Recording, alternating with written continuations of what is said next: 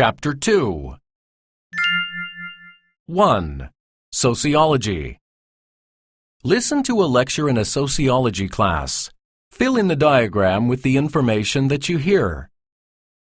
In today's discussion of group dynamics, we're going to focus on the very smallest group possible, a group of two, formerly known as a dyad. Love affairs, marriages, and even really close friendships are dyads. And there are two characteristics that make these relationships very special, unique. In fact, they're unlike any other relationship. The first thing that sets off dyads from all other social relationships is that they are typically much more intense than the others.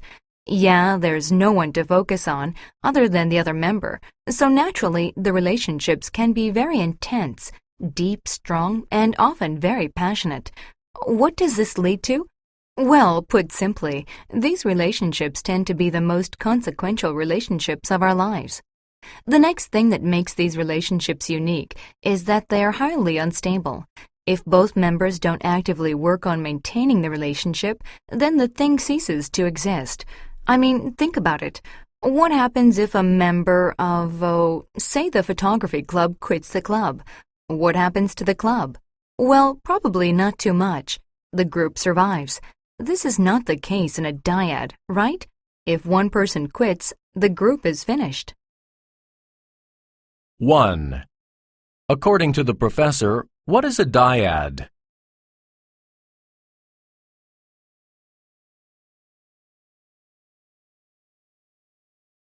Two.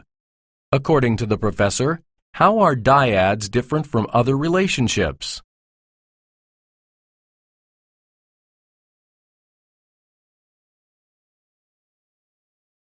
3. According to the professor, which of the following is true?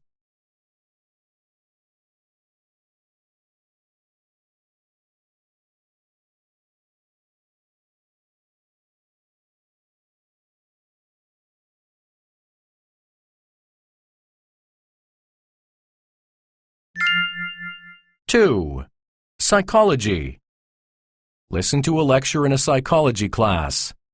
Fill in the diagram with the information that you hear. Let's go over some theories about the development of panic disorder. Panic disorder is a disorder being a physical or mental health problem, basically. And with panic disorder, you have inexplicable feelings of really intense anxiety. Researchers believe that there's a link between panic disorders and an unusual awareness of one's own body. Confused? Allow me to explain. During a study on the development of anxiety and panic symptoms, a group of randomly selected children were asked to guess what their heart rate was and to complete questionnaires about their anxiety. It was found that children who were better at approximating their heart rates, guessing whether their hearts were beating too fast or not, they were more hypersensitive to physical manifestations of bodily malfunctions. Let me put that another way. It seems as though being very aware of your body, such as being able to accurately guess your heart rate, sets you up to be more prone to anxiety. If you're constantly worried about how your body is working, well, I think you can understand what would happen. So, okay, what if that's true for heart rate? What about when experiencing pain? Some people have pain and just bear it and brush it off. Some people, however, feel like their bodies are being attacked and start to experience anxiety. These people tend to lead very psychologically unstable lives. I mean that since they are worried that their bodies are not working right, they start to develop panic disorder. 1. According to the professor, what is panic disorder?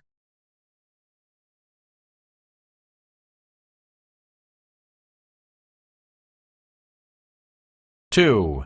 According to the professor, how are body awareness and anxiety related?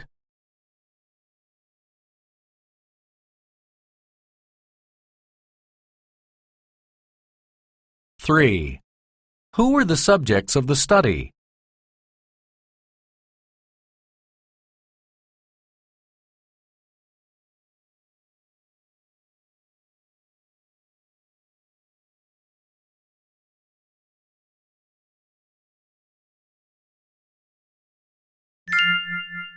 3.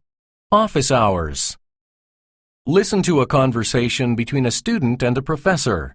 Fill in the diagram with the information that you hear. Hey, John, how are you today? I'm good. Actually, I need to ask you a question. Sure, what's on your mind? Well, I'm really concerned about my performance in class. I feel as though my grades haven't been as good as I'd like them to be, and, well, I was hoping to ask you what I can do to bring them up. Sure. We still have the final exam, so doing well on that is your best bet. Well, let's see. Let me get the gradebook. Okay, so I see that you got a 78 on your midterm exam. Yeah, even though I studied and studied for it. I always suggest studying smarter rather than just studying more. Study only the large main points of the book and my lectures. Oh, and of course on top of that, make sure you're taking the suggestions I make in class about what to study. Well, I thought I did that, and I was pretty sure that I took everything in. It didn't quite hit me until I received my test grade. Well, come see me before the final exam so I can clear up the main points. I certainly don't expect you to remember everything I say, but I absolutely don't mind going over what to expect. That sounds great. Thank you. Sure. I'm usually available in the afternoons, so come see me anytime you're uncertain about something. 1. Why is the student worried about the class?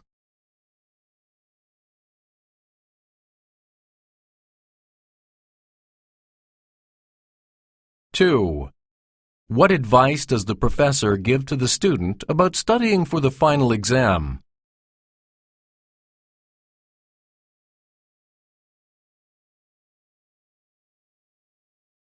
3. What does the professor suggest the student do before the final exam?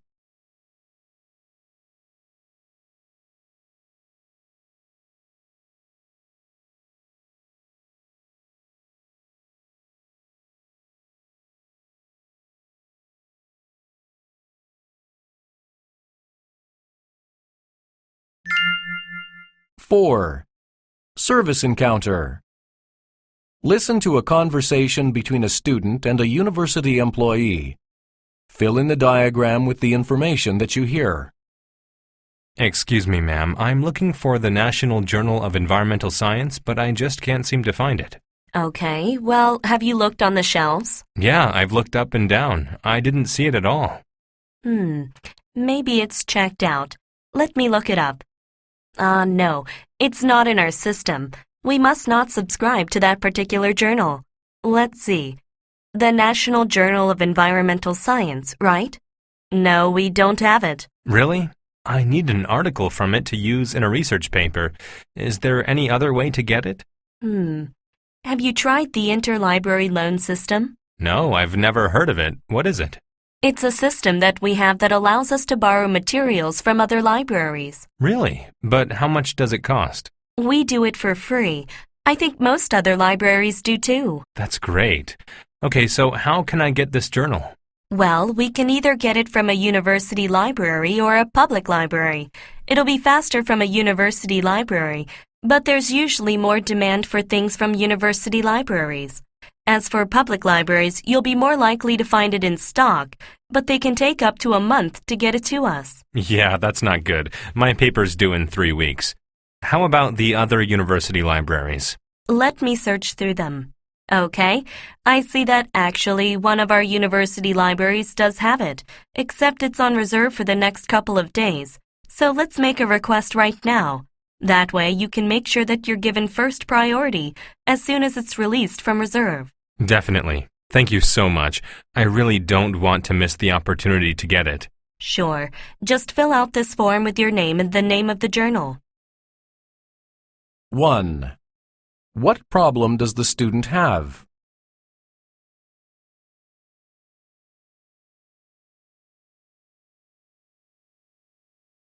2.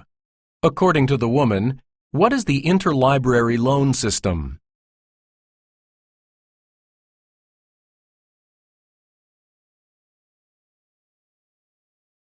3. Which of the following is true according to the conversation?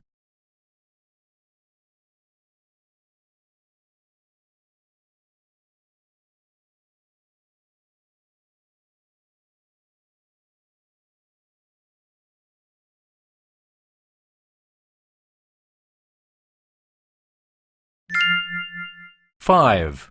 Botany. Listen to a discussion in a botany class.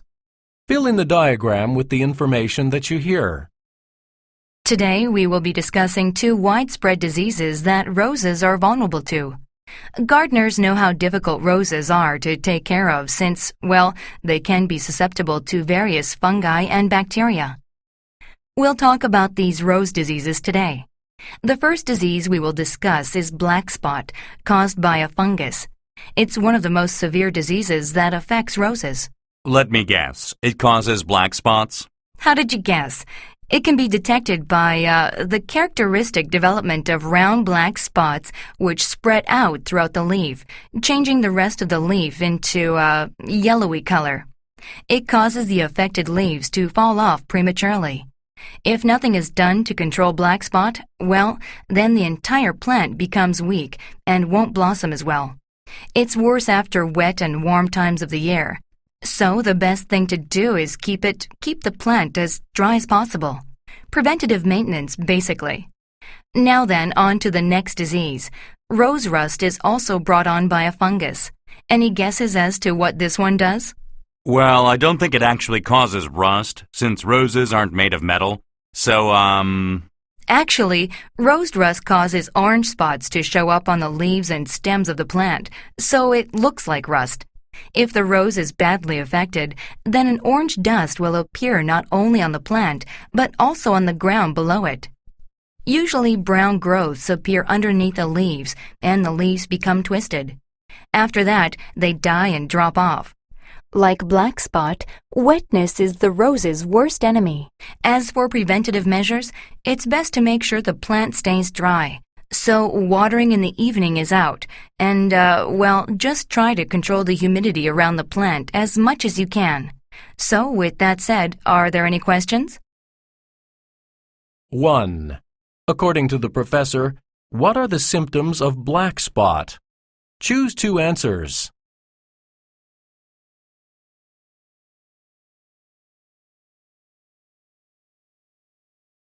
Two. What does rose rust cause?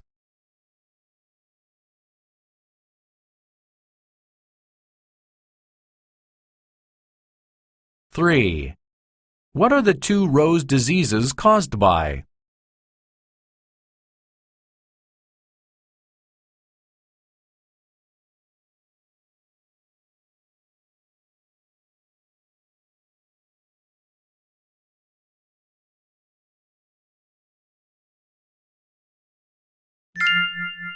Six. Anthropology. Listen to a lecture in an anthropology class. Fill in the diagram with the information that you hear. The environments where we build our cities are not always the best of places. You know, the environment may be too cold, too hot, too dry, or whatever. But humans have the incredible ability to adapt to their environments and, more to the point, to make these environments adapt to them. That's my claim, and to back it up, yes, I'd like to illustrate this key concept by talking about a place called Tenochtitlan. Tenochtitlan was the capital city of the Aztecs in what is now Mexico. To begin with, Tenochtitlan was originally built on an island, solid ground, but with the expansion of the population to around 200,000, they could no longer fit on the island. There were just too many people. Now, they were actually surrounded by a shallow lake, along with swampland, and it's not so easy to build in such places. But these ancient people adapted. They built what we call floating gardens, which were made by, just by piling tree branches and mud together. Then they planted trees, and the tree roots actually kept the islands in place. The islands were anchored by the roots that grew and secured themselves to the lake floor.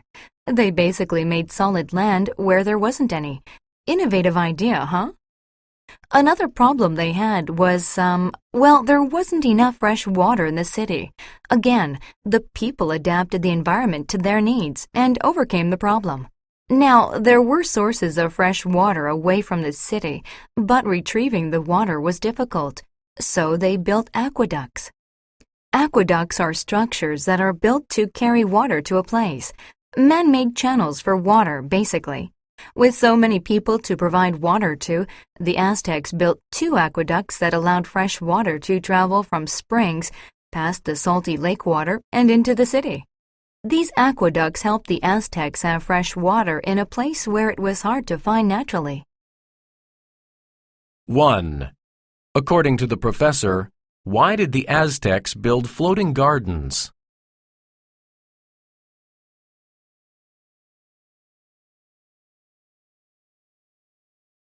2.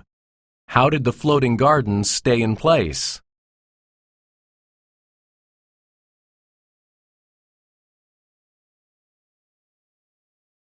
3.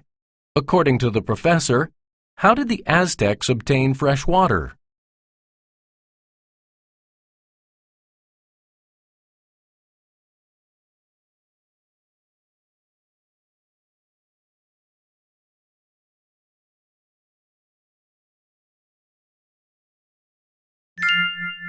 Seven. Office hours. Listen to a conversation between a student and a professor. Fill in the diagram with the information that you hear. Hi, Kate. How's it going? Pretty well, thanks. I hope I'm not bothering you. No, I have time right now. What's up? Well, I took your class on public policy last semester, Yes, I remember. and I see that you're teaching 2 other courses in the political science department this semester. I went to both classes and I'm very interested in both of them. However, my schedule is so full that it won't permit me to take both, so I have to choose one of them. I see. I was hoping that you could help me decide. So one of them is Introduction to International Relations, and the other one is Representations of Race in Politics. Both of them look great, right up my alley. Okay. Now, what year are you in, Kate? I'm actually only a freshman. This is my 2nd semester. Well, the second course is somewhat advanced, so I usually recommend that for either juniors or seniors. I thought about that, but I also know that courses in political science are always changing, and I'd like to take this course before it's no longer offered. Okay, fair enough. The International Relations course is for those who are more business-oriented. Are you interested in working for an international corporation after you graduate? Maybe. I'm not sure. Well, tell me, what is it about political science that got you interested in the first place? I've always been interested in the ways that various policies affect minorities, and I'm just realizing how much they affect me. I think that this field opens up an entirely new world for me. Interesting. Well, like I said, representations of race in politics is a bit advanced, and I usually wouldn't recommend it to a freshman. But in your case, I think you can probably handle it. You're just beginning to develop a strong awareness of your identity in relation to society and its constructions of race, and perhaps the best way to dig into it is by studying it. You could also bring your personal experiences to class and allow others to learn from you. That's exactly what I wanted to hear. What a relief. I really wanted that class. 1. According to the student, why can't she take both classes?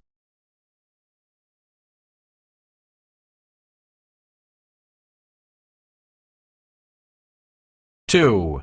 According to the professor, the class Introduction to International Relations is best for which of the following?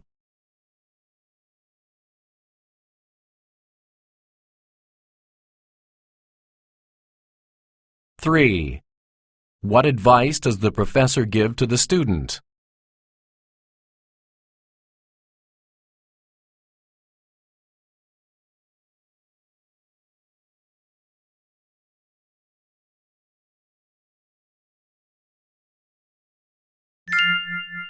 8. Service encounter. Listen to a conversation between a student and a university employee. Fill in the diagram with the information that you hear. Hello, can I help you? Yes, you see, I'm all set to start school as a freshman this fall. I got accepted on the WOW scholarship. Congratulations. Thanks, but I just received a bill in the mail. It's for $200, and I have no idea what the bill is for. Let me just type in your information here. What's your name? Melanie Woods. And what is your student number? Oh, hang on. I've got it written down. It's down here in my purse somewhere. Here it is.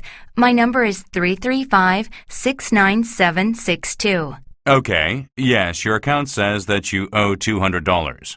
But my scholarship is supposed to cover my tuition costs and my books.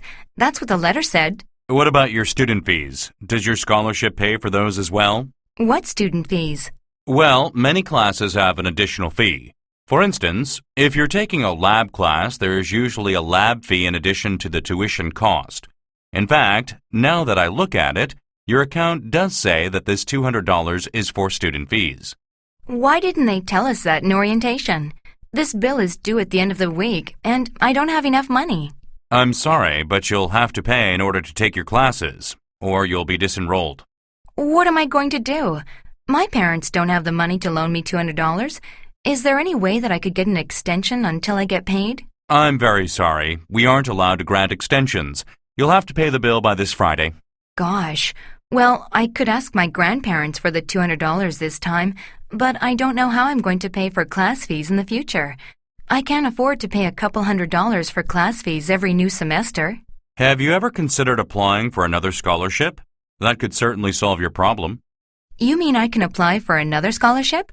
I thought that students could only apply for one. Of course not. I know many students who have used more than one scholarship to get through school. There's no limit on the number of scholarships you can apply for. Wow, I didn't know that. I only need a couple $100s each semester to pay for class fees.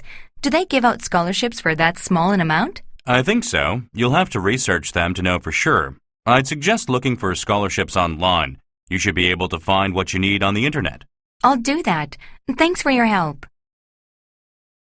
1. Which of the following is true of the WOW scholarship?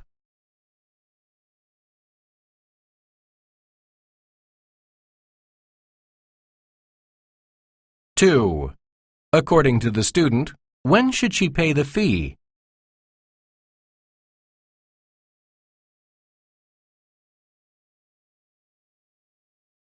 3.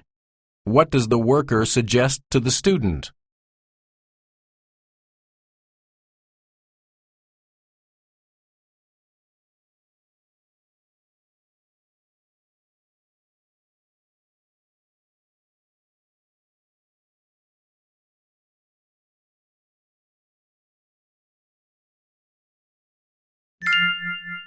9.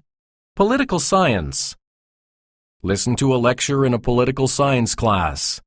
Fill in the diagram with the information that you hear. A monarchy is a form of government in which a single person has sovereign power over the entire state or nation.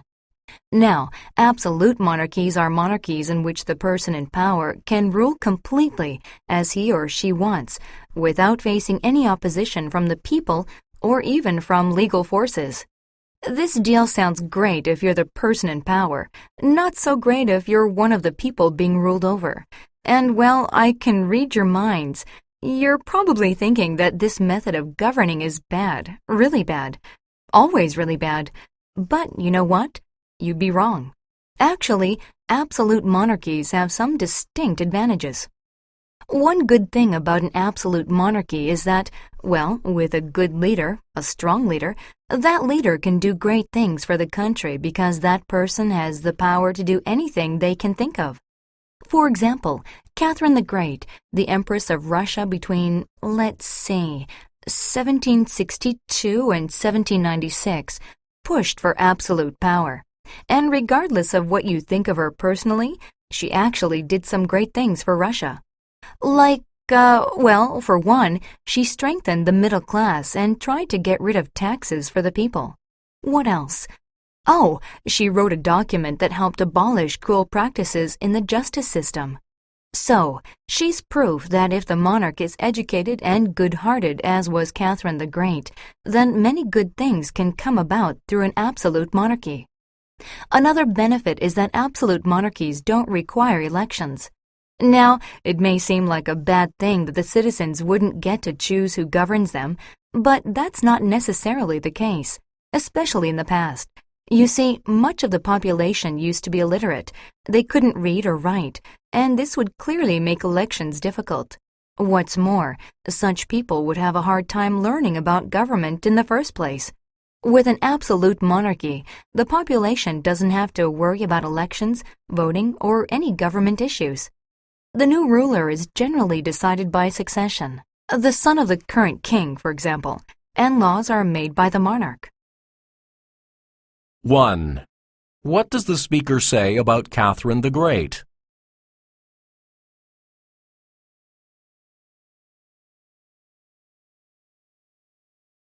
Two. According to the professor, which of the following is an advantage of absolute monarchies?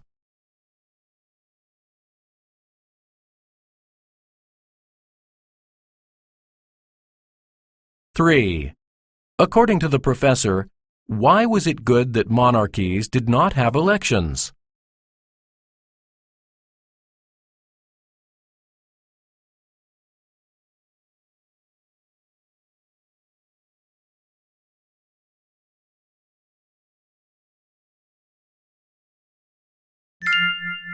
Ten. Music history. Listen to a discussion in a music history class. Fill in the diagram with the information that you hear. What we will talk about today are bards, as understood in the Celtic tradition. There are actually a few different definitions of a bard, but we're going to focus on one. Sorry for the interruption, but what does Celtic mean? Oh, Celtic just refers to a culture in along Western Europe. Think Ireland, Scotland, but before and during the Middle Ages. Okay, now to define a bard. In the Celtic tradition, a bard was essentially a musician, though they had a very different role than the musicians we know today. I want to talk more about the role of the bard in a minute. But basically, what the bard did was compose and perform music, alone almost always, and the bard would play an instrument and sing. But it's what the bards sang that was really interesting. In fact, the music had more in common with our modern literature than it does with our music. Bards generally sang songs that told long, epic stories, sometimes of real events that happened, or maybe just folk stories that had been passed on from previous generations. So a bard was like a storyteller, but with music too. That's right. Now, I'm sure you're aware from your history classes of how important storytelling can be in the understanding of a culture's history. Regardless of whether a story is true or not, it can give insight into how a culture thought. That sort of thing. Rather than the actual events that happened. So, as I think you can see. Yes? I get that the bards are also a source of history, like other storytellers. But how can history be passed on through a story if it isn't written down? That's a good question. See, the bards were so influential to the people that they actually helped them, the people, commit these histories to memory. This is likely to show up on a quiz next week, by the way. Back to the question, the effectiveness of a bard comes in. Well, let me give you a modern example. Have you ever heard a melody that is just so catchy that you can't get it out of your head? Well, that helps you remember the words of the song too, right? That's just what the bards did. They sang songs that people could remember. I get it. So that quality, the way songs can get stuck in our heads, actually helped pass on history because it would help people remember the stories. 1. According to the professor, which of the following defines Celtic culture?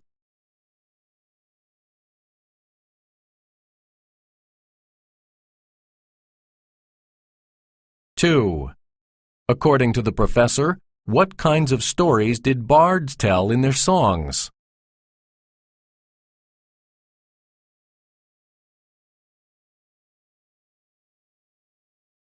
3. How did music help people remember history?